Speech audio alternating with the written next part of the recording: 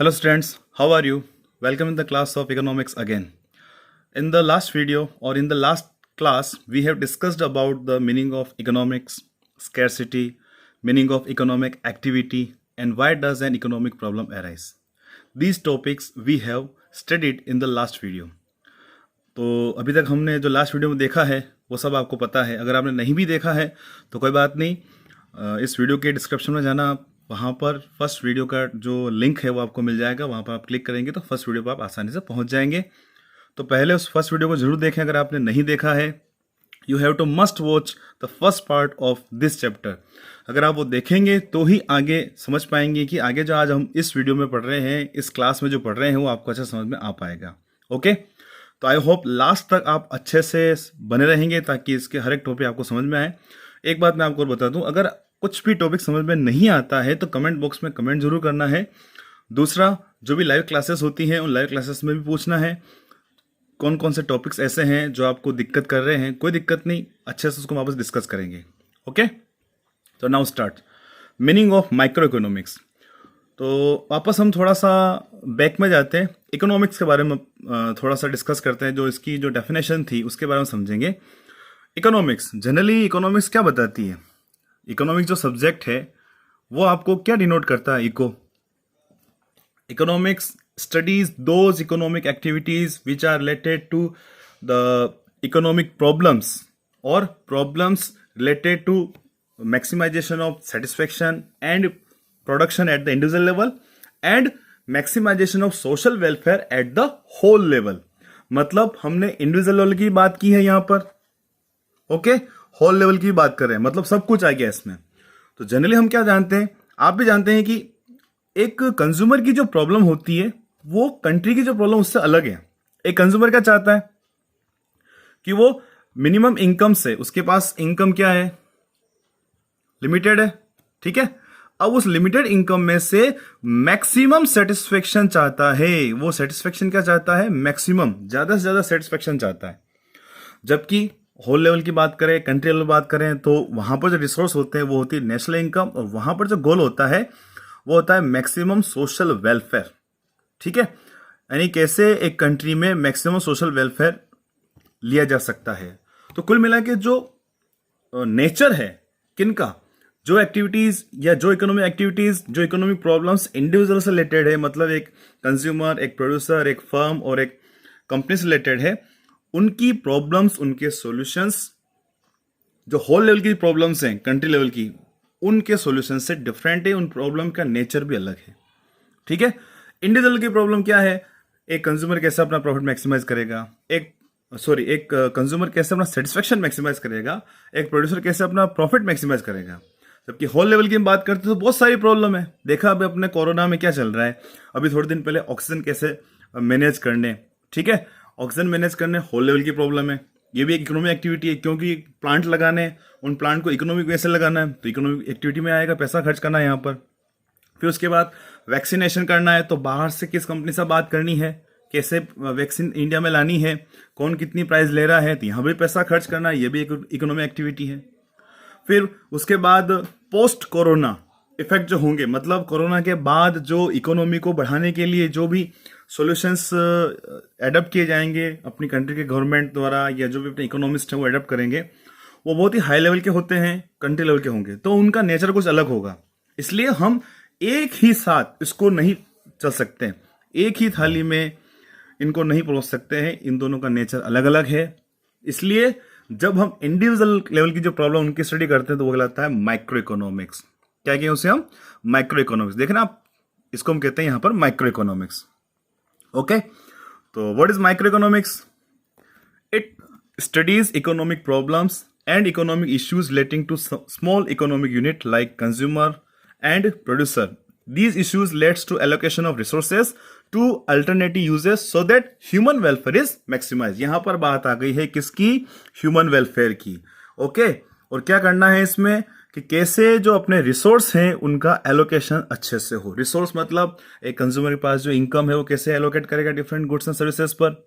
एक प्रोड्यूसर कैसे अपने फंड को या जो भी फैक्टर्स और प्रोडक्शन है, लैंड, लेबर, कैपिटल, एंटरप्रेन्योर, उनको कैसे डिफरेंट जो कमोडिटीज उसने चूज की उस पर कैसे वो लगाएगा ताकि प्रॉफिट मैक्सिमम मिल सके. तो ये तो यहाँ पर बात आ जाती है कि इंडिविजुअल लेवल पर जो उनके पास जो रिसोर्सेज है उनका एलोकेट कैसे करें ताकि ह्यूमन वेलफेयर जो है वो मैक्सिमम हो जाए। How to maximize human welfare with limited income. Okay, तो वापस मैंने अपना लास्ट वीडियो में देखा था कि अल्टरनेटिव यूजेस ऑन रिसोर्सेज के समस्या है, वापस चॉइस क्या आती है, उसे चूज करना ही पड़ता है कि उसके पास जो रिसोर्स है उस रिसोर्स को कहाँ लगाए ताकि वो सेटिस्फेक्शन या प्रॉफिट मैक्सिमम ले सके। ओके, तो now what is micro economics? In simple words, we can say that in microeconomics, we studies those economic problems which are related to an individual economic unit, like consumer or producer. और detail में जाएं तो फिर आगे इसको हम describe कर सकते हैं। In micro economics we studies that how resources, how scarce resources allocate in different needs those who has alternative uses. Okay, यानी किस प्रकार से हम अपने जो रिसोर्सेज उनको लगाएं ताकि अल्टरनेटिव यूजेस, उनके जो अल्टरनेटिव यूजेस हैं रिसोर्सेज का, उसका भी हम ध्यान रखते हुए कैसे ह्यूमन वेलफेयर को मैक्सिमम करेंगे, ये यहाँ पर थोड़ा सा मोटो ध्यान रखना। अब आप देख रहे हैं एक डेफिनेशन में 5 मिनट लग गए। बेटा ये जो स्टार्टिंग के जो कुछ कॉन्सेप्ट होते हैं वो बहुत डीपली समझना जरूरी होता है। अगर आप स्टार्टिंग में इनको नहीं समझेंगे तो माइक्रो इकोनॉमिक्स क्या है, तो माइक्रो इकोनॉमिक्स से रिलेटेड जो टॉपिक समझेंगे वो आपको समझ में आ ही नहीं पाएंगे। फिर मैक्रो की डेफिनेशन समझेंगे, अगर आपने उसको सही ढंग से नहीं समझा तो फिर आगे मैक्रो के टॉपिक समझ में नहीं आएंगे। तो यहां पर डिफरेंस अच्छे से करना है, अच्छे से आपको पढ़ना है ताकि कोई दिक्कत नहीं हो। ओके, थोड़ा सा आगे बढ़ते हैं अब। Meaning of macro economics just inverse two micro economics. अभी हमने क्या देखा है कि माइक्रो इकोनॉमिक्स में क्या करते हैं हम, माइक्रो इकोनॉमिक्स में इंडिविजुअल की प्रॉब्लम की स्टडी करते हैं। तो सिंपली माइक्रो इकोनॉमिक्स क्या हो जाएगा, होल लेवल की प्रॉब्लम्स आ जाएगी। तो क्या हो जाएगा इसमें, it is that branch of economics which studies economic problems और issues relating to economy as a whole. यहाँ क्या बात आ गई है, इकोनॉमी से रिलेटेड। क्या देख रहे हैं हम यहाँ पर, इकोनॉमी से रिलेटेड। हम पूरे होल ग्रुप की बात कर रहे हैं, एक बड़ा ग्रुप जिसमें डिफरेंट इकोनॉमिक एक्टिविटीज हो, सब प्रकार की, कंजप्शन, प्रोडक्शन, डिस्ट्रीब्यूशन, एक्सचेंज, सब कुछ आ जाए, उन सब से रिलेटेड। तो यहाँ पर इकोनॉमी हम इसमें इंक्लूड करते हैं। सो in macroeconomics we studies those economic problems or issues relating to whole level as a economy. okay, तो ये तो हो गया माइक्रो मैक्रो दोनों डिफरेंस। माइक्रो का मतलब होता है बेटा छोटा, हिंदी में हम देखें तो माइक्रो मतलब छोटा, और मैक्रो का मतलब होता है बड़ा, large. Micro means small, macro means large. तो माइक्रो का मतलब छोटा का मतलब यह नहीं कि छोटा स्टडी करना, यहाँ पर छोटा का मतलब है इंडिविजुअल यूनिट की, है ना, एक सिंगल यूनिट की स्टडी करना, कंज्यूमर, प्रोड्यूसर, फर्म, कंपनी और मार्केट। अब मैक्रो में होल लेवल की प्रॉब्लम की स्टडी कर रहे हैं जिसमें बहुत सारी इकोनॉमिक एक्टिविटीज है। होल लेवल में क्या जाता है, पूरी इकोनॉमी को हम यहाँ पर ले रहे हैं। ठीक है, तो मैक्रो इकोनॉमिक्स में इकोनॉमी से रिलेटेड जो भी इकोनॉमिक प्रॉब्लम है वो हम स्टडी करते हैं। माइक्रो इकोनॉमिक्स में जो इंडिविजुअल लेवल की जो इकोनॉमिक यूनिट है उनकी स्टडी करते हैं। नाउ मोस्ट इंपॉर्टेंट क्वेश्चन और topic, difference between micro and macro economics. अब हमने माइक्रो के बारे में पढ़ लिया, मैक्रो के बारे में पढ़ लिया। माइक्रो इकोनॉमिक्स क्या है वो भी हमने देख लिया, मैक्रो इकोनॉमिक्स क्या है वो भी हमने देख लिया। अब हम बात करते हैं इन दोनों के बीच में डिफरेंस क्या है। जनरली एग्जाम में पूछा ही जाता है, ध्यान रखना है आपको। कोई सा भी एग्जाम हो, चाहे बोर्ड का एग्जाम है, लोकल एग्जाम है, कोई सा भी एग्जाम है, ये बहुत इंपॉर्टेंट टॉपिक है। आपको इनके डिफरेंसेस याद कर लेने हैं। जब आपको सिर्फ माइक्रो के बारे में पूछे तो माइक्रो के जितने भी डिफरेंसेस लिख लो एक साथ। जब मैक्रो के बारे में पूछते हैं तो मैक्रो के जितने भी टॉपिक्स हैं वो सब एक साथ लिख लो, कोई दिक्कत नहीं। तो हम यहाँ पर स्टडी करते हैं। First point, micro economics. It studies economic relationship और economic problems at the level of individual. बात हो जाएगी ना, हम क्या स्टडी से कर रहे हैं, इसमें इंडिविजुअल की स्टडी कर रहे हैं। अब इंडिविजुअल लेवल में क्या आ जाएगा, कौन कौन सा आ जाएंगे, a firm, a house hold और अ कंज्यूमर। ये सब इंडिविजुअल लेवल के यूनिट है, इसकी स्टडी हम इसमें करते हैं। जबकि मैक्रो में इट स्टडीज इकोनॉमिक रिलेशनशिप और problems at the level of economy as a whole. ये बात ध्यान ना, पूरी इकोनॉमी की बात कर रहे हैं हम यहाँ पर, होल लेवल की बात कर रहे हैं ना, पूरी इकोनॉमी को हम ले रहे हैं। फिर एग्जाम्पल क्या हो सकते हैं इसके, पॉवर्टी एंड अनएम्प्लॉयमेंट। आप जानते हैं कि जो पॉवर्टी है, अनएम्प्लॉयमेंट है, ये सब हम लार्ज लेवल पर स्टडी कर रहे हैं कि इंडिया में कितनी पॉवर्टी है, कितनी पॉवर्टी रेट है, हाउ टू इरिगेट पॉवर्टी, है ना, what are the measures should government adopt to remove poverty, okay, और इंक्रीज द एम्प्लॉयमेंट। तो ये सब आ जाते हैं मैक्रो इकोनॉमिक्स में। Next, second point, second difference क्या हो सकता है इसमें, it is basically concerned with the determination of output and price for an individual firm or industry। हम यहाँ पर इंडिविजुअल फर्म और इंडस्ट्री के बारे में बात कर रहे हैं कि एक जो इंडिविजुअल फर्म, एक फर्म जो है वो कितनी प्राइस अपने प्रोडक्ट की लेती है, आउटपुट जो उसका जो प्रोडक्शन है उस प्रोडक्शन में सिंगल यूनिट की कितनी प्राइस वो लेना चाहेगी, इसके हम स्टडी इसमें करते हैं। ठीक है, क्योंकि इंडिविजुअल की बात आ गई इसमें, तो टोटल प्रोडक्ट नहीं लेते हम। टोटल प्रोडक्ट किसका लेते हैं? एक फर्म का टोटल प्रोडक्ट जो उसने प्रोड्यूस किया है उसमें से वो कितनी प्राइस की डिटरमाइन करना चाहेगी या फिर कितना प्रोडक्शन वो करना चाहेंगी, ये सब हम उसमें डिस्कस करते हैं। जबकि मैक्रो में it is basically concern with determination of aggregate output and general price level. Aggregate output मतलब हम इसमें जो भी एग्रीगेट जो डिमांड है उसको लेते हैं। एग्रीगेट आउटपुट जो आगे देखिए मैक्रो इकोनॉमिक्स में एग्रीगेट डिमांड क्या होता है। एग्रीगेट आउटपुट मतलब इकोनॉमी में जितना भी प्रोडक्शन हो रहा है, चाहे वो पेन है, पेंसिल है, बर्गर है, बिस्किट है, बेड है, शूज है, कार है, होम है, होम मतलब हाउस है, बिल्डिंग है, सब कुछ आ गया इसमें, सब कुछ। इवन जितनी भी कमोडिटीज हैं, सर्विसेज हैं, उन सब कमोडिटी सर्विस का प्रोडक्शन आ गया। फिर उसके बाद बात करते हैं जनरल प्राइस लेवल की, मतलब एवरेज प्राइस लेवल क्या है इकोनॉमी में सभी गुड्स एंड सर्विसेज का, तो इसको हम डिस्कस करते हैं। तो क्या हो गया यहाँ पर, माइक्रो इकोनॉमिक्स क्या स्टडी करते हैं हम, इंडिविजुअल की प्रॉब्लम जो है उनकी स्टडी कर रहे हैं। एक इंडिविजुअल जो फर्म है, इंडस्ट्री, वो कितना आउटपुट अपनी प्राइस रखना चाहेगी अपने प्रोडक्ट की। जबकि होल लेवल की बात करें तो कितना मैक्सिमम जो जनरल प्राइस लेवल है उसको कैसे कांस्टेंट रखा जा सकता है, या एग्रीगेट आउटपुट क्या होगा, उसके बारे में स्टडी करते हैं। आगे हम समझेंगे मैक्रो इकोनॉमिक्स में कि कैसे इकोनॉमी में इक्विलिब्रियम जो है, इक्विलिब्रियम का मतलब संतुलन, मतलब जनरल प्राइस लेवल पर रहने की कोशिश की जाती है इकोनॉमी में, ताकि कोई डिसइक्विलिब्रियम नहीं है। वो सब आगे हम पढ़ेंगे। Now next third, it is particularly focused on price analysis. Main बात क्या आ गई यहाँ पर, सबको ध्यान रखना है, प्राइस एनालिसिस मतलब एक कंज्यूमर किसी प्रोडक्ट की कितनी प्राइस देना चाहता है, एक प्रोड्यूसर अपने प्रोडक्ट की कितनी प्राइस डिटरमाइन करना चाहता है, एक कमोडिटी की प्राइस, सिंगल कमोडिटी की प्राइस मार्केट में कैसे डिटरमाइन होती है, how to determine price of a commodity in the market. Okay, ये सब हम इसमें डिस्कस करते हैं, इसलिए इसको प्राइस एनालिसिस कहते हैं, क्योंकि सब प्राइस के इर्द गिर्द घूमता है। जबकि मैक्रो में it is particularly focused on income analysis. Main बात यहां पर आती है इनकम से रिलेटेड, इसको the theory of income and employment भी कहते हैं मैक्रो इकोनॉमिक्स को, क्योंकि इसमें जनरली जो हमारा मेन कंसर्न होता है वो ये है कि इकोनॉमी में जो भी इकोनॉमिक प्रॉब्लम्स को दूर करना, या मतलब इकोनॉमी में डिमांड एंड सप्लाई इक्वल रहे।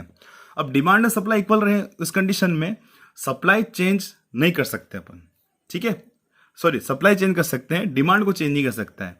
डिमांड इनकम पर डिपेंड होती है, सप्लाई प्रोड्यूसर चेंज कर सकते हैं, तो आप सभी जानते हैं, क्योंकि प्रोड्यूसर उसका प्रोडक्शन कर रहे हैं। अब डिमांड को चेंज कैसे किया जाएगा, इनकम के कारण, है ना। अगर डिमांड बढ़ानी हो तो इनकम इकोनॉमी ज़्यादा कर दो, अगर डिमांड कम करनी तो इकोनॉमी इनकम कम कर दो। तो ये सब कुछ एनालिसिस जो है ना, इनकम से रिलेटेड, इनकम बहुत बड़ा इफेक्ट डालती है इकोनॉमी में, इनकम का क्या रोल है वो सब आगे हम डिस्कस करेंगे जब मैक्रो स्टार्ट करेंगे। यहाँ डिफरेंस पढ़ रहे हैं तो इतना हम डिटेल में नहीं जाते हैं। Next, it is less important for comparative study. Okay, हम बात करें कंपेरेटिव स्टडी की तो ये बहुत ही लेस इंपॉर्टेंट है, ठीक है, क्योंकि हम अगर अमेरिका के कंज्यूमर और इंडियन कंज्यूमर की बात करें, दोनों की प्रॉब्लम सेम है, तो हम कंपेयर नहीं कर सकते, ठीक है। We can't compare the economic problem of consumer of America और इंडिया, दोनों सेम रहेगी उनकी प्रॉब्लम। जबकि अगर हमें इकोनॉमी की कंपैरिजन करना है, क्योंकि अगर हम इकोनॉमी में से जाएं, पूरी इकोनॉमी को कंपेयर करना है, अमेरिका की इकोनॉमी को इंडिया की इकोनॉमी से कंपेयर करना है, इंडियन इकोनॉमी को अदर जो इकोनॉमीज़ हैं, जो डेवलप इकोनॉमीज़ हैं वर्ल्ड की, उनसे अगर कंपेयर करना है तो हमें मैक्रो लेवल पर जाना पड़ेगा। नेशनल इनकम क्या है ना, पॉवर्टी, अनएम्प्लॉयमेंट, ये सब होल लेवल की प्रॉब्लम्स, इसलिए मैक्रो इकोनॉमिक्स जो है वो more important than micro economics. जब भी हमें कंपेरेटिव स्टडी करनी है तो we should adopt macro economics rather than micro economics. Okay, तो these are the differences between micro and macro. I hope आपको अच्छे समझ में आ गए हैं, नहीं आए हैं तो वापस देखना है, थोड़ा सा पीछे जाना है वीडियो में, एक बार वापस चला के देख लो, समझ में आ जाएगा सब कुछ। Okay, now next fifth point, अब थ्योरीज हम इसमें लेते हैं। मेन तो इसमें डिफरेंसेस हो गए, अब क्या क्या चीज इसमें पढ़ते हैं, कौन कौन सी थ्योरीज है जनरली हम इसमें पढ़ते हैं। अभी तो यहाँ पर सिर्फ एग्जांपल्स आप देख लीजिए, क्योंकि अभी एक एक को डिस्कस करना पॉसिबल नहीं, ये सभी जो है वो आगे आने वाले चैप्टर्स हैं, है ना। तो आप देख रहे हैं कि कौन कौन से चैप्टर्स, हम कौन कौन से टॉपिक्स, थ्योरीज जो हैं हम मैक्रो इकोनॉमिक्स में स्टडी करेंगे, ये सब आपके सामने है ना। Theory of consumer behaviour and demand, consumer से related consumer equilibrium, concept of demand chapter आ जाएगा। प्रोड्यूसर बिहेवियर एंड सप्लाई, है ना, concept of supply, producer equilibrium, ये सब आ जाएंगे इसमें। प्राइस डिटर्मिनेशन में फर्म से रिलेटेड जो भी कॉन्सेप्ट वो सब चैप्टर आ जाएंगे इसमें। फिर हम मैक्रो की बात करें तो theory of national income, national income क्या है, what is national income, how to measure national income, what are the methods, ये सब आ जाता है। Money and banking, general price level कैसे डिटरमाइन होता है, एम्प्लॉयमेंट की क्या इंपॉर्टेंस है, कैसे उसको डिटरमाइन किया जाता है, इंटरनेशनल ट्रेड क्या, how is what is international trade, ये सब कुछ हम मैक्रो से पढ़ेंगे। तो कुल मिला के यहाँ पर जो थ्योरीज आप देख रहे हैं ये सभी आगे वाले अपने चैप्टर्स हैं माइक्रो एंड मैक्रो के। तो यहाँ पर आपको इनको अच्छे से याद कर लेना है। जब अपन पूरा पढ़ लेंगे सिलेबस तो ये आपको इजी वे से याद हो जाएंगे, ये वाला पॉइंट आपको याद करने की जरूरत ही नहीं पड़ेगी। ओके, तो ये तो हो गया अपने पास डिफरेंसेस, 5 डिफरेंसेस। ध्यान रखें एग्जाम में अगर 2 नंबर पूछे, 2 मार्क्स में पूछे तो 2 डिफरेंस लिखने हैं स्टार्टिंग के। अगर 4 मार्क्स में पूछे तो स्टार्टिंग के 4 लिखने हैं। अगर आपको मार्क्स नहीं दिए हैं तो सभी पॉइंट लिखने हैं। ठीक है, तो अब हम कंक्लूजन बात करें, क्या कंक्लूजन निकलता है। शॉर्ट में अगर आपको डिफरेंस पूछें, 1 मार्क्स में कहीं पूछ लिया आपको ये right the difference between micro and macro economics, 1 marks में, 2 मार्क्स में आपको दे दिया, तो शॉर्ट में क्या लिखेंगे आप आपके सामने ये, in short micro economic studies economic problems eight individual level. वही वाली बात आ गई, इसको हम बॉक्स में ले लेते हैं, इंडिविजुअल लेवल के ले लेगा। ठीक है, और यूनिट्स और units On the other hand, macroeconomic studies economic problems or issues at the large level or at the economic as a whole। हम यहाँ पे बात करें, यहाँ पे इकोनॉमी नहीं है, इकोनॉमी है ना, थोड़ा ध्यान रखिएगा, करेक्ट कर लीजिए इसको। तो लार्ज लेवल की स्टडी कर रहे हैं इसमें, क्लियर, किसमें, मैक्रो में, और माइक्रो में किसकी स्टडी कर रहे हैं, इंडिविजुअल लेवल की। अब तो याद हो जाना चाहिए। ये तो बात हो गई माइक्रो एंड मैक्रो इकोनॉमिक्स की। नाउ नेक्स्ट, सब्जेक्ट मैटर और स्कोप ऑफ इकोनॉमिक्स। अब मेन बात आती है कि scope of economics, what is scope of economics, मतलब हम इकोनॉमिक्स में पढ़ते क्या है, इसका सब्जेक्ट मैटर क्या है, कौन कौन से सब्जेक्ट्स हैं, कौन कौन से टॉपिक्स हैं, वो हम इसमें स्टडी करते हैं। तो सिंपली सबसे पहले इसको किसने डिफाइन किया था वो देखते हैं हम यहाँ पर। The subject matter of economics is subdivided into 2 core branches. इसकी 2 मेन ब्रांचेस है, कौन कौन सी, micro and macro, micro economics and macro economics. ध्यान रखना है, इसकी मेन कोर ब्रांचेस है, micro economics and macro economics. This division came into existence only after 1930 as per the suggestion by the Ragnar Fish। ध्यान रखिएगा 1930 के बाद ये माइक्रो मैक्रो कॉन्सेप्ट आए हैं 1933 में। ध्यान रखिएगा 1930 के बाद 1933 में रैगनर फिश ने सबसे पहले, ये जो रैगनर फिश है उन्होंने सबसे पहले माइक्रो मैक्रो वर्ड यूज़ किए थे। अब ये क्यों किए थे, क्यों ये एग्जिस्टेंस में है, जब हम मैक्रो इकोनॉमिक्स स्टार्ट करेंगे तो ये सब डिटेल में है, इमरजेंस ऑफ मैक्रो इकोनॉमिक्स। अभी यहाँ पर डिस्कस करेंगे कोई मतलब नहीं, जब सेकंड बुक में सब कुछ आ ही रहा है, मैक्रो इकोनॉमिक्स सब कुछ आ रहा है, तब उस डिटेल में स्टडी करेंगे। तो ये मैक्रो इकोनॉमिक्स इमरजेंस हुआ कैसे, मतलब एग्जिस्टेंस में क्यों आया, कब आया और कितना पुराना है, ये सब उस वक्त हम स्टडी करेंगे। तो कुल मिला के सब्जेक्ट जो मैटर है इसका, इकोनॉमिक्स का, इसको 2 मेन कोर ब्रांचेस में डिवाइड कर रखा है, micro economics and macro economics. Now next, subject matter of economics, इसको हम अगर चार्ट में शो करें तो कैसे कर सकते हैं, इसको थोड़ा छोटा करता हूं ताकि आपको पूरा डिटेल में एक साथ नजर आ जाए। आई होप नजर तो आ जाएगा। अगर नहीं आता है तो सेटिंग में जाके इसकी जो पिक्सल है ना वो आते हैं ना 144, 240, 360, 480, 720, तो उसमें आप रेजोल्यूशन बढ़ा देना ताकि आपको नजर आ जाए। तो ये सब कुछ आपके सामने पूरा चार्ट है, ध्यान रखना है। इस पूरे चार्ट को आपकी अपनी कॉपी में बनाना, जैसे मैंने आपको लाइव क्लास में बताया था, तो पूरे चार्ट को आप अपनी कॉपी में बनाना है, कोई दिक्कत नहीं, ताकि शो हो सके कि इसके सब्जेक्ट मैटर में क्या क्या चीज़ें अपने सामने आती हैं। अब आप देख रहे हैं इसको 2 मेन ब्रांच में डिवाइड कर रखा है, एक तो है micro economics, second is macro economics. ठीक है, they are 2 main core branches. Next, अब मैक्रो इकोनॉमिक्स के जो पार्ट है उसको आपस 3 पार्ट डिवाइड कर रखा है, product pricing, factor pricing, welfare economics. Product pricing में किसी कमोडिटी की जो प्राइस कितनी होनी चाहिए, फिर फैक्टर प्राइसिंग जो लैंड लेबर कैपिटल हैं उनकी प्राइस कितनी हो, मतलब हमने लैंड है उसका कितना रेंट होगा, जो लेबर यूज़ किया उतनी कितनी वेजेस होगी, कितना इंटरेस्ट होगा जो कैपिटल लाए हैं, एक इंटरप्रेन्योर का प्रॉफिट कितना होगा वो डिसाइड करना। फिर वेलफेयर इकोनॉमिक्स में क्या है कि इंडिविजुअल लेवल पर वेलफेयर कैसे मैक्सिमम कर सकते हैं, how to maximize the human welfare at the individual level. Okay, तो ये सभी जो टॉपिक आप देख रहे हैं ये सब प्रोडक्ट प्राइसिंग में आ जाते हैं, ये सभी टॉपिक फैक्टर प्राइसिंग में है, और फिर वेलफेयर इकोनॉमिक्स आ जाएगा। उसके बाद मैक्रो इकोनॉमिक्स, इसमें क्या क्या चीज़ें लेते हैं वही बात है सब वापस, theory of national income, employment, price, economic growth, distribution, ये सब कुछ इसमें आ जाता है। तो ये सभी जो है ना अभी यहाँ समझ में नहीं आएंगे, ये सभी यहाँ पर टॉपिक्स हैं। इन सभी टॉपिक्स के बारे में डिटेल में आगे आने वाले चैप्टर्स में एक एक चैप्टर हम पढ़ते जाएंगे, तब आपको अच्छे समझ में आएगा।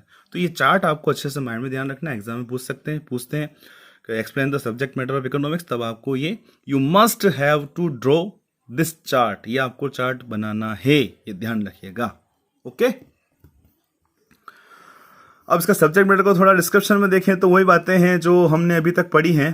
तो एक बार यहाँ पर थोड़ा सा डिस्कस कर लेते हैं, रीड कर लेते हैं, समझ में आ जाएगा आपको। थोड़ा सा मैं पेज को सेट कर दूँ ताकि आपको अच्छे से नजर आ जाए। अगर आप इसमें से कॉपी करना चाहते हैं नोट्स तो कोई बात नहीं, वीडियो को पॉज करके इसमें से आप कॉपी कर सकते हैं इजी वे से। Micro economics, it is a study of individual economic units that is the behaviour of consumer and firms. आगे बात वापस वही कि हम इसमें कंज्यूमर की बिहेवियर क्या उसकी स्टडी कर रहे हैं, फर्म्स का बिहेवियर क्या उसकी स्टडी कर रहे हैं। मतलब वो क्या चाहते हैं, कैसा उनका बिहेवियर होता है, कंज्यूमर कैसे अपनी इनकम स्पेंड करता है मैक्सिमम सेटिस्फेक्शन के लिए, एक फर्म कैसे अपने फंड को या लेबर ऑफ ये जो फैक्टर्स ऑफ प्रोडक्शन है उनको कैसे एलोकेट करती है, ये सब आ जाता है इसमें। It is the study of how consumer and firms utilize the given resources. Given resource भी मैंने बताया कौन से रिसोर्स उनके पास होते हैं, in the best possible manner in order to maximizes their satisfaction. Consumer क्या चाहता है, सेटिस्फेक्शन मैक्सिमम करना, और फर्म क्या चाहती है, अपने प्रॉफिट को मैक्सिमम करना। It is also the study of demand and supply and how their interaction determines price of various goods and services। मतलब किस अलग अलग जो गुड्स एंड सर्विसेज होती है मार्केट में, उनकी डिमांड क्या है, सप्लाई क्या है, वो कैसे आपस में इंटरेक्ट करती हैं और उनकी प्राइजेस कैसे डिटरमाइन होती हैं, वो सब स्टडी हम इसमें करते हैं। Next, micro economics helps in solving the 3 central problems of an economy. It focuses on how price are determine both in commodity and factor market. मतलब कॉमोडिटी और फैक्टर मार्केट में मतलब एक कॉमोडिटी की प्राइस और जो फैक्टर्स ऑफ प्रोडक्शन है, land, labour, capital, entrepreneur, उनकी प्राइस कैसे डिटरमाइन होगी उसके बारे में थोड़ा सा यहाँ पर बताते हैं।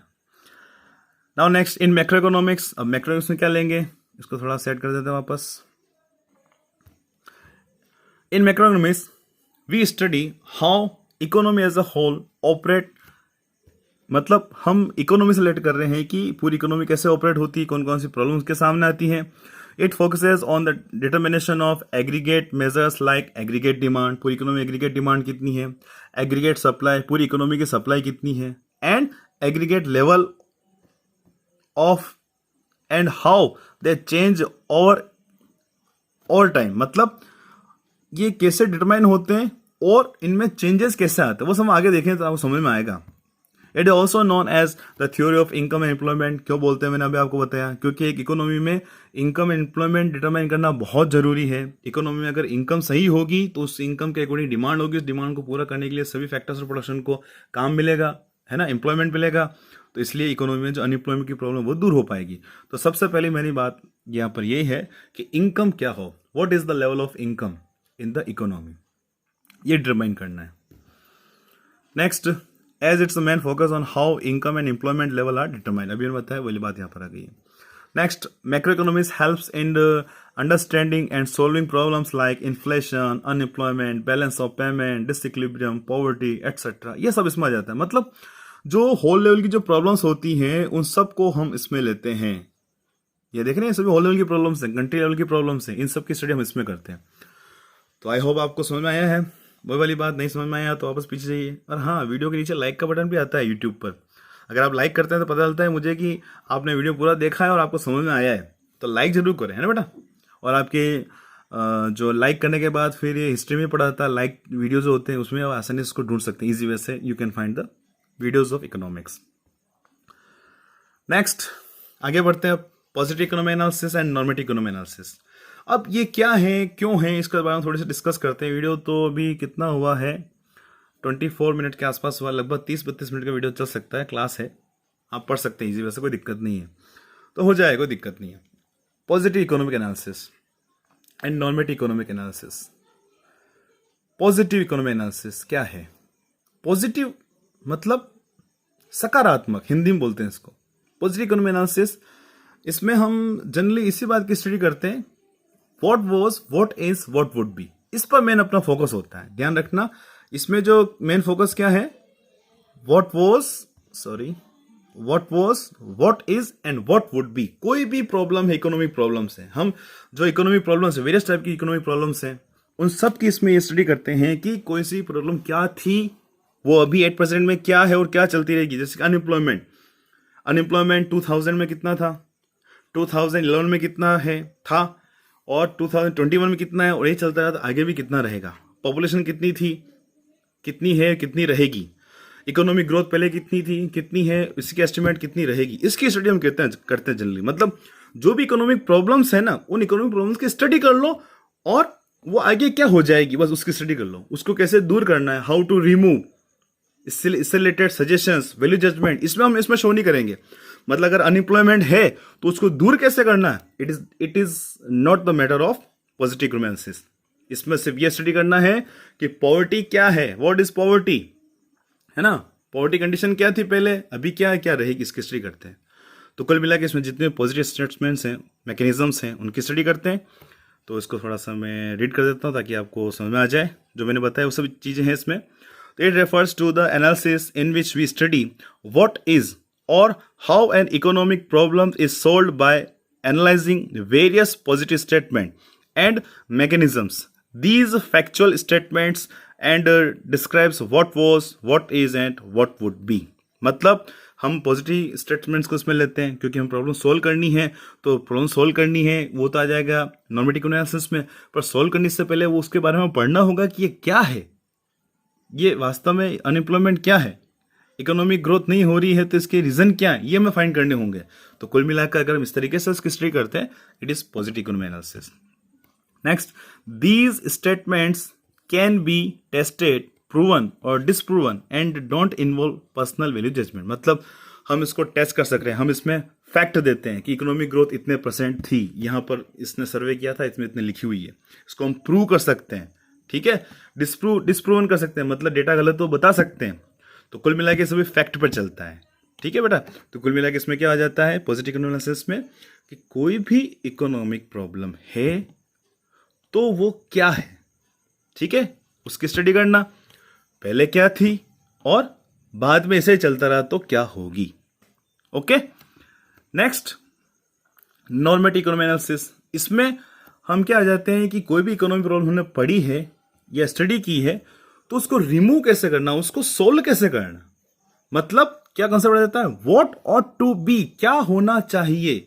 अगर इकोनॉमिक ग्रोथ डाउन है, बहुत डाउन ट्रेंड में, तो इसके लिए, इसको बढ़ाने के लिए क्या करने चाहिए, कौन कौन से मैकेनिज्म्स यूज करने चाहिए, उनका इम्प्लीमेंट कैसे करना चाहिए। जैसे कि अनएम्प्लॉयमेंट बहुत ज़्यादा है, ग्रोथ कम है, अनएम्प्लॉयमेंट बहुत ज़्यादा है, तो उसकी स्टडी की पूरे कंट्री में कि लोगों को काम नहीं मिल रहा है, ये सब हुआ, ये सब है, ऐसा चलता रहा तो इतने लोग जो हैं वो अनएम्प्लॉयड रहेंगे आने वाले सालों में। तो ये हो गया पॉजिटिव इकोनॉमिक एनालिसिस। अब फिर इसको दूर करने के लिए क्या करना चाहिए, ऐसा प्रोग्राम बनाना चाहिए, है ना, व्हाट ऑट टू बी, क्या होना चाहिए। तो एक प्रोग्राम बनाना चाहिए जिसमें गांव के लोगों को काम मिले, जिसको महानरेगा का है। नरेगा में सभी आदमी जाते हैं, काम करते हैं, हालांकि थोड़े टाइम के लिए काम करते हैं ताकि वो खेतों पर भी जा सके, काम कर सके, यानी उनको कुछ बेनिफिट पैसों से मिल जाए, कुछ बेनिफिट उनकी एग्रीकल्चर से भी हो जाए। तो कुछ समय के लिए वो काम कराते हैं, उनको वहाँ पैसा मिलता है। तो इससे क्या हुआ, मतलब एक तो ऐसा क्या प्रोग्राम होना चाहिए वो डिसाइड करना, प्रोग्राम बनने के बाद उस प्रोग्राम को इम्प्लीमेंट कैसे करना है, बनाने के बाद ऐसे रखना नहीं, how to implement the chosen mechanisms और प्रोग्राम्स। जो भी प्रोग्राम और मैकेनिज्म बनाए हैं उनको कैसे अप्लाई करना है, ये इसमें आ जाता है, ठीक है। तो क्या होना चाहिए इसकी हम स्टडी करते हैं इसमें। तो it refers to the analysis in which we study whether a particular mechanism is desirable और नॉट। हम तो एक बात करते हैं, एक तो मैकेनिज्म बना दिया, तो वो मैकेनिज्म, एक तो पहली बात यह है कि वो सही है कि नहीं है, ठीक है, डिजायरेबल और नॉट, उसकी जरूरत है या नहीं है। दूसरा वापस में रहता है यहाँ पर कि व्हाट ऑट टू बी, मतलब क्या होना चाहिए, इसमें मेन फोकस होता है। तो इसको इधर ले लेते हैं, थोड़ा सा नजर आ जाएगा। Okay, it study in what ways the economic problems should be solved, मतलब इकोनॉमिक प्रॉब्लम कैसे सोल्व करनी चाहिए, मैंने बताया आपको। In other words, it is concern with what should be and what shouldn't be, क्या होना चाहिए क्या नहीं होना चाहिए। अगेन वैल्यू जजमेंट यहाँ पर, मतलब हम यहाँ पर ये बात करते हैं कि कौन कौन सी चीजें होनी चाहिए, कौन कौन सी मैकेनिज्म यूज करने नहीं चाहिए, वो है क्या इसमें। अब नरेगा चल रहा है तो वापस ऐसा नहीं चला दिया तो वो चलते रहेगा, हर साल पर ईयर उसको वापस स्टडी करना, ठीक है, सर्वे करना कि वास्तव में वो सही है नहीं है, उसमें कोई चेंजेस करने हैं तो वो चेंज करने हैं, अगर नहीं चेंज करने आगे इसको कंटिन्यू रखना है तो कंटिन्यू रखना है, नहीं रखना वो भी डिसीजन लेना, ये नॉर्मेटिव में आ जाता है बेटा। Okay, next, in this we studies normative statement that can't be treated as they involve personal value judgment. It deals with idealistic situation and based on ethics. मतलब ये idealistic situation पे आ गया और ethics पे आ गया, नीतियों पे आ गया, क्या होना चाहिए क्या नहीं होना चाहिए उस पर डिपेंड करता है। For example the central government should not stop providing minimum support price to farmers, मतलब फार्मर्स की कंडीशन बहुत डाउन ट्रेंड में है तो गवर्नमेंट को अभी भी जो मिनिमम सपोर्ट प्राइस है वो बंद नहीं करनी चाहिए, एमएसपी वो रेगुलर कंटिन्यू रखनी चाहिए ताकि फार्मर्स को उनकी फार्मिंग का वो जो फसलें उगाते हैं उनका उनके प्रोडक्ट का अच्छा दाम मार्केट मिल सके, अच्छी प्राइस मिल सके, ताकि फार्मर एग्रीकल्चर से जुड़े रहें। अगर वो एग्रीकल्चर नहीं करेंगे तो मार्केट में खाने के लिए फूड ग्रेन्स कहाँ से आएगा, ये बातें सब इसमें आ जाती हैं। अब आगे बढ़ते हैं, खत्म करते हैं इसको। पॉजिटिव और नेगेटिव पढ़ ही रहते हैं, जल्दी जल्दी इसके डिफरेंसेस वो हम डिस्क्राइब करते हैं। अभी तक हमने पूरा डिटेल में देख लिया है, अब पॉइंट वाइज सब इसमें आ जाएगा। सब कुछ डिस्क्राइब कर चुके हैं, हम समझ चुके हैं। पॉइंट वाइज यहाँ पर इसका डिस्क्रिप्शन है डिफरेंस में, तो हम यहाँ पर देखते हैं। Positive economics, when we studying a problem and its related issues which are subject of a verification like extent of poverty and unemployment, we are referring to positive economic analysis। मतलब हम इसमें स्टडी कर रहे हैं कि poverty क्या है, unemployment क्या है, कैसे बढ़ रही है, कैसे घट रही है, वो सब इसमें पॉजिटिव आ जाती है ना। मतलब व्हाट इज इसमें when we are offering suggestions, बात आ गई इसमें, यानी जब हम सजेशंस दे रहे हैं, मतलब सजेशन कब आते हैं, हम कब बोलते सजेशन क्या देते हैं, यार आपको ये नहीं ये करना चाहिए, तो सजेशन आ गया, तो कुल मिलाकर हम इसमें सजेशन प्रोवाइड करते हैं। We are referring to normative analysis. Next, the positive statement describe what was, what is and what would be. Positive statement क्या बताते हैं, अभी हमने देखा था क्या था, क्या है, क्या होगा, ये बताते हैं सिर्फ। ओके, तो इट और नॉर्मेटिव क्या बताते हैं, it describes what ought to be, क्या होना चाहिए। Clear, its objective is to determine the norms and aims, मतलब क्या नियम कानून होने चाहिए, नॉर्म्स क्या होने चाहिए, अपने लक्ष्य क्या होने चाहिए, गोल्स क्या होने चाहिए, उसके बारे में बताता है। Positive economic analysis, it don't pass any value judgement, हम इसमें कोई वैल्यू जजमेंट नहीं देते हैं, मूल्य निर्णय नहीं देते हैं, मतलब किसी प्रकार से कोई प्रॉब्लम्स को दूर करने के लिए किसी प्रकार से कोई सजेशन नहीं देते हैं, जबकि इसमें इट प्रोनाउंस वैल्यू जजमेंट, मतलब इसमें वैल्यू जजमेंट दिए जाते हैं, क्या होना चाहिए क्या नहीं होना चाहिए। In positive economic analysis it doesn't offer any suggestion about facts, अभी देखा अपन कोई सजेशन इसमें प्रोवाइड नहीं करते हैं, it offer suggestion about the facts, इसमें जो भी फैक्ट्स होते हैं, जो भी प्रॉब्लम्स हैं उनको कैसे रिमूव करना है, उनके सजेशंस होते हैं। क्लियर, तो these are the differences between positive economic analysis and normative economic analysis. जैसे कि मैंने भी आपको माइक्रो मैक्रो बताया, पॉजिटिव और नॉर्मेटिव दोनों में आपको डिफरेंसेस अच्छे से पढ़ लेने। वैसे ऊपर जो डिस्क्रिप्शन है वो भी शॉर्ट में ही है, इजी लैंग्वेज में समझ में आ जाएगा, नहीं आता है तो पॉजिटिव नॉर्मेटिव दोनों के डिफरेंसेस आप देख लीजिए, यहाँ पर इनके याद कर लीजिए। इनको लर्न करने के बाद एग्जाम अगर सिर्फ पॉजिटिव पूछते हैं सभी पॉइंट्स एक साथ लिख दो, सिर्फ नॉर्मेटिव पूछते हैं सभी पॉइंट्स एक साथ लिख दो। क्लियर, तो आज हमने इन सब के बारे में डिस्कस किया है, micro macro, difference between micro and macro, subject matter of economics and positive and normative economic analysis. तो जैसा कि मैंने आपको बताया कि अगर आपने फर्स्ट वीडियो नहीं देखा है और आपको इसमें समझ में कुछ नहीं आएगा, इसलिए फर्स्ट वीडियो को जरूर देखें, उसका लिंक मैंने इस वीडियो के डिस्क्रिप्शन में मेंशन किया है। और एक बात, अगर वीडियो अच्छा लगा है, समझ में आया है, पूरा देखा है, तो वीडियो को लाइक जरूर करें, कमेंट बॉक्स में कमेंट जरूर करें, जो भी प्रॉब्लम्स है वैसे लाइव क्लास में मिलेंगे, ताकि मुझे पता चले, जितने लाइक्स हैं उसके अकॉर्डिंग मुझे पता चले कि आप वास्तव में पूरा वीडियो देख रहे हैं या नहीं देख रहे हैं। क्लियर, और हाँ, इसमें चैनल को सब्सक्राइब करने का भी आता है, सब्सक्राइब कर लिया करो ताकि इसकी नोटिफिकेशन आपको मिल जाए और ईजी वे से आपको ढूंढना नहीं पड़े, ईजी वे से आपको मिल जाए। क्लियर, मिलते हैं नेक्स्ट वीडियो में। Thank you, thanks for watching economics Guruji, bye bye.